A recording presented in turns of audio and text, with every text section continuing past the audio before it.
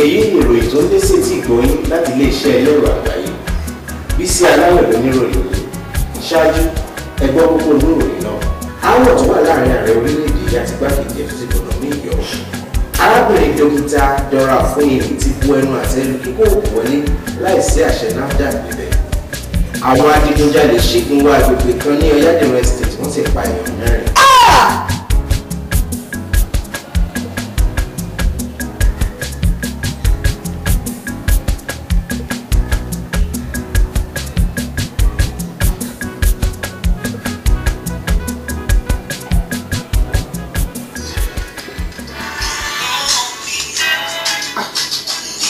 Tọ́lá. Hello ọkọ mi. Hello mọ́mì. Mo wà òkè. Kí ló ṣẹlẹ̀? Kò sí mà. Ibùlẹ̀ wà látẹ̀kọ́ tẹ̀ gbé fóònù yẹn. Mo tiẹ̀ wá ní kíchìn ni mo ń ṣiṣẹ́ lọ́wọ́ ni. Mo ń gbọ́ nínú news ni pé àwọn olè wá sàdúgbò. Lóòótọ́ ni ìbọ̀tọ̀ Ọlọ́run ò jẹ́ kó mọ̀nà ilé wa. Ọlọ́run ò jẹ́ adúpẹ́ lọ́wọ́ Ọlọ́run. Kò sí problem. Okay. Ó ṣe ọkọ mi, ó ṣe. Fẹ́ntọ́lá ọkọ mi, jọ mo fọlọ́run bẹ̀ẹ́ o. Kọjúmọ́ òwe ẹ̀ o, ṣó ti gbọ́. All right ma. Ọlọ́run á dúró tì í, Ọlọ́run á fòye yí ẹ délẹ̀. Ó ṣe ọkọ. All right mommy. I love you mommy. I love you too. Bye mommy. Ó dàbọ̀.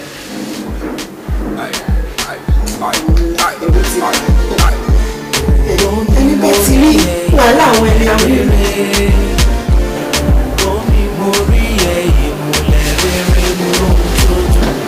Aisha, owó tí ń múra ń tẹ́lẹ̀ tó máa fọ́ sí skul.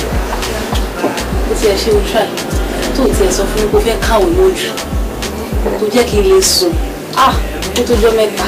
Sùn bíi ti báwo? Ṣé wo mọ̀ pé nǹkan tí èèyàn bá filẹ̀ lewúrẹ́ máa ń gbé àbí wò mọ̀? Kí lẹ máa filẹ̀ tewúrẹ́ ń gbé báyìí tó dà pé àwọn kan ti sọ fún pé àwọn fine guys ń toast ní àbí. Kí ló ń ṣe? Wo mi jẹ́ kí n dúró dáadáa kó wò mí náà. Ọ̀rẹ́ mi náà ọ̀rẹ́ mi náà. Ìwọ náà dùn náà fún ọtẹ kò lè máa fọwọ́ yẹn kàn pé. mo feel. In fact àwọn tó báyìí. Coming. Tọ́lá báwo? Aisha. Tọ́lá wọ́n sọ. Kọ́jú ìṣó tí rẹ́dì. Mo ṣáàrí pé mo múra lọ́wọ́ Aisha. Mo ló wá dàbá yìí. Mo lọ skúl àṣẹ bí mo sọ fún tẹ́lẹ̀. Ó mọ nǹkan tó máa ṣẹlẹ̀.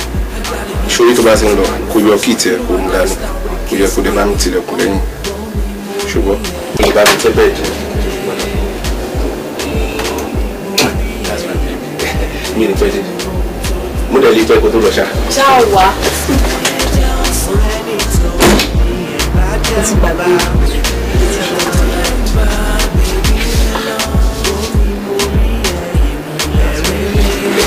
Mo fà á ní tẹ̀sí gbà.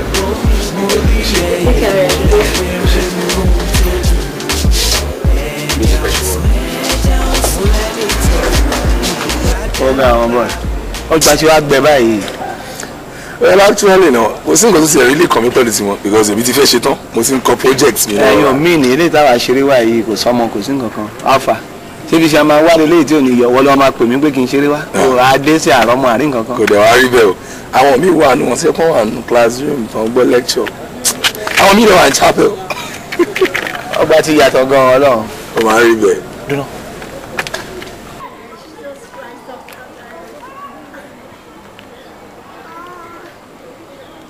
ọmọ wọn ni ọmọ yẹn ilé tó white. ẹ wọ́n báyọ̀ kan sọ̀rọ̀ lọ́wọ́ tẹ̀ kí mo wá fẹ́ ṣe. ohun question kan wà tí mo fẹ́ bí ẹ. bàbá olóòkè ayérayé mi. now I mean ẹ̀yin mate mi. kò sí káfọ́ tó ń ṣe tó àìmọye ọkùnrin tó máa pè é ṣe ìgbéraga pọ̀ fọmọ yẹn láti nílé tí mo wò. wàá fi mọ kind of person tí màá yẹn jẹ́ bọ́nì gay so ó ti fọ́n boys yẹn lóríṣiríṣi. kò kí ń dọ́kùnrin lóhùn ni. kò dọ́kùnrin lóhùn. láyé ní ìtò ńlọ yìí. ó street bàjẹ́. wàá gbélé gbọ́. tí wàá tọkùnrin bá ti jọ láti ṣepọ̀ o ò ní bẹ́ẹ̀.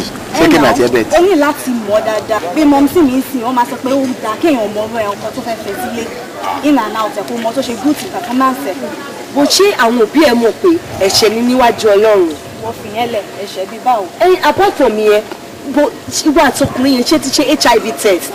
HIV test gbé yẹn ti sẹ́gbẹ́ kan. mo mọ̀ dáa Ọlọ́run ò fẹ́ bẹ́ẹ̀ o. wọ́n fi yẹn lẹ̀. so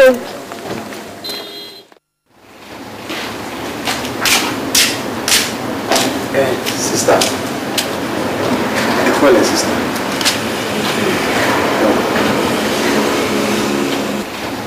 mi ò rò bóyá mo mọ ojú òwe o àbí new convert ni. rárá sister mi ò ń ṣe new convert in fact alumnus ọgbà yìí ni mi tẹ̀ ń wé mo ti ṣe tán sìn bí ọdún mẹ́rin and mo wà lára àwọn tí ó bẹ̀rẹ̀ fellowship yìí nígbà yẹn náà náà bẹ́ẹ̀ ṣe ń wù mí mo ń ṣiṣẹ́ ara mi ni aládàáni ni I'm a stockbroker Túndé lórúkọ mi a máa wá ń káàkiri àwọn ọgbà either polytechnics àbí universities à ń jíìnrere bí Olúwa ṣe ní kí a ṣe bó ṣe jẹ́ nìyẹn. Olúwa ṣeun Fẹ̀yìntọ́lá lórúkọ mi.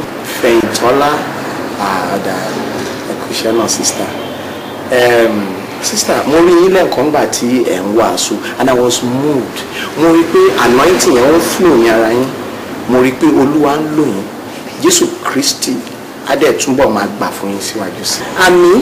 ẹ wo sista Fẹ̀yìntọ́lá ọ̀pọ̀ ogun ló wà o àmọ́ bí ogun bá ń jà ní ọ̀tún tó ń jà lọ sí àwa ọmọ lẹ́yìn Kristi àníbáwọn nípìnlẹ̀ àmín Jésù Kristi fúnra rẹ̀ amú adé lé ògùn.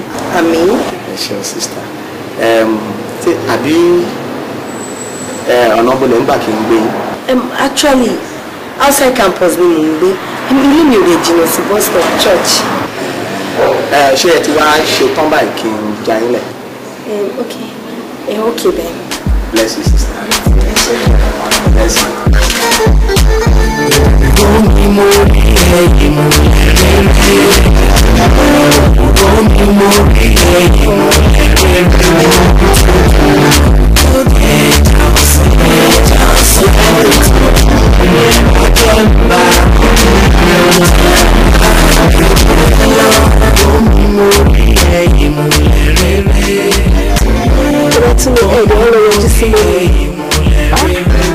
tí ń wo wípé sílẹ̀ ò ti ṣe jù.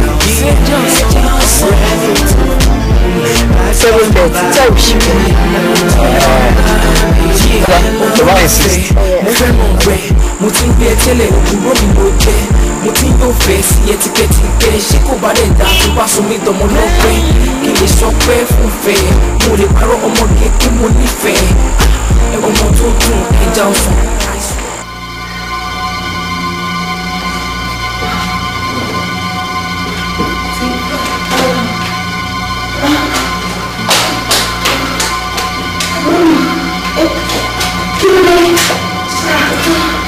kí ló ṣe wọn. ó mú ẹ̀kọ́ tí ń fi dùn Jésù. ilé nílé tuntun nínú rẹ̀ ó ń ṣe tí mo gún yín. wọ́n ló ti tán àyíká ọ̀rọ̀ sí ẹ̀kọ́ tó láti lè máa bọ̀ jù. ẹ̀ka àtọ́kùnrin ẹ̀mọ́ ọ̀rọ̀.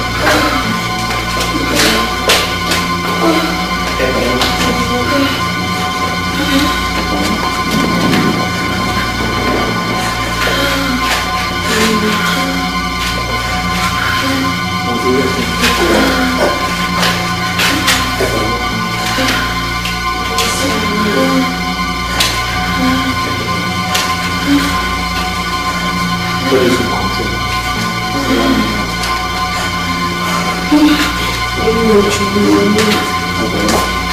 in control.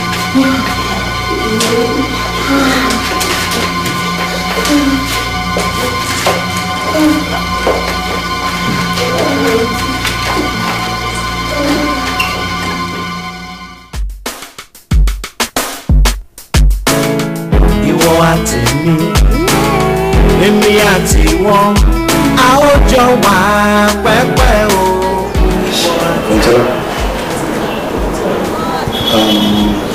Mo sọ̀rọ̀ ìwọ̀n wíwẹ̀ lọ sí ilé mi. So don't think we're okay. I'm going to keep on being for another 2 days or so.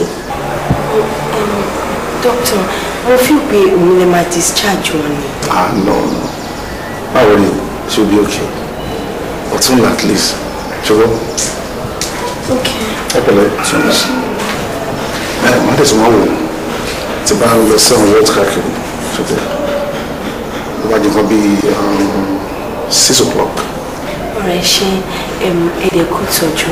Ọlọ́run á máa wà pẹ̀lú yín. Agbára mi mò ní fi sí. Okay, she told you. Alright, sir. How are you? Today. How are you?